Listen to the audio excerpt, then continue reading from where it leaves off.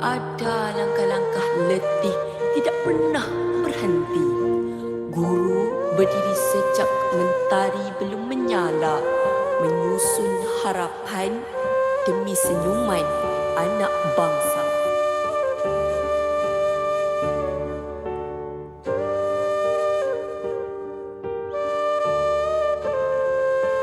Suara mereka serak memanggil nama.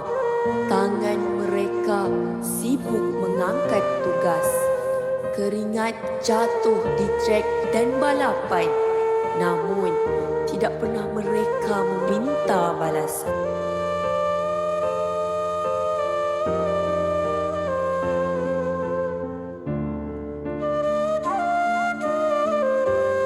Ada guru pulang lewat petang, meninggalkan keluarga demi sebuah kejayaan.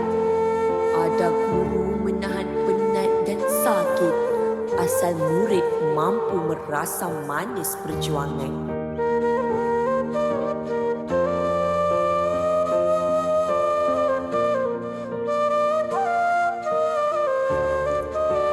Hari Sukan bukan sekadar sorakan kemenangan, tetapi medan membina keberanian, mengajar erti disiplin dan menyemai keyakinan dalam jiwa insan.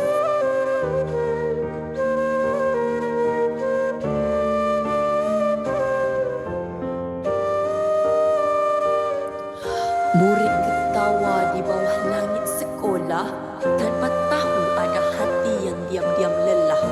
Namun, guru tetap tersenyum kerana bagi mereka, kemenjadian murid ialah hadiah paling indah.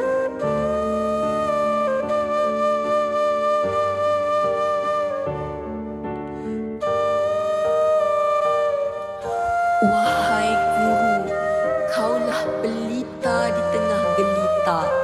Kaulah denyut yang menghidupkan cita-cita negara.